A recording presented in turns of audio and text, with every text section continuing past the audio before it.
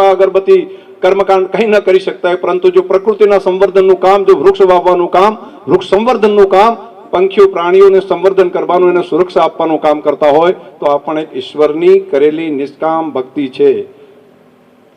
જે શ્રીમદ ભગવદ્ ગીતાની અંદર યોગેશ્વર શ્રી કૃષ્ણે જે કહ્યું છે, હું તો મારા મનથી એવું માનું છું કે એમાં એક કામ આ પણ છે, વૃક્ષનું વાવેતર કરવું. તરુવર સરોવર સંતજન ચોથા બરસત મેં પરમાર્થ કે કારણે ધરિયા ચારે દેહ. તો આ પરોપકાર માટે કામ કરવાવાળા જે લોકો છે એનું જેવા પૃથ્વીના જે તત્વો છે એને સંવર્ધન કરવાનું કામ એ પણ બહુ મોટું કામ છે. તો આજના કાર્યક્રમની આ ઇવેન્ટ બનાવી તમે એની સાથે જોડ્યું છે, માને જોડી છે.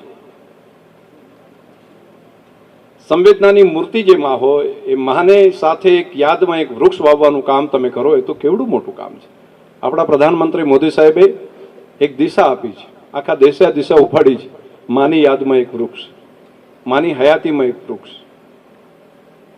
તમે પણ પોતાની મા માટે એક વૃક્ષનું વાવેતર કરો ને એની યાદ કાયમી રહે. જન્મ દેવાવાળી મા માટે આવું કરી શકાય. બાકી પણ ઘણી રીતે વૃક્ષના વાવેતર કરવા માટેના કારણો તો મળી રહે. તમારી બર્થડે હોય તો કરી શકાય, તમારા એનિવર્સરી હોય તો કરી શકાય, કોઈ પિતૃનું શ્રાદ્ધ નિમિત્તે પણ કરી શકાય. વૃક્ષનું વાવેતર કરવા માટેના મોકા શોધવા પડે.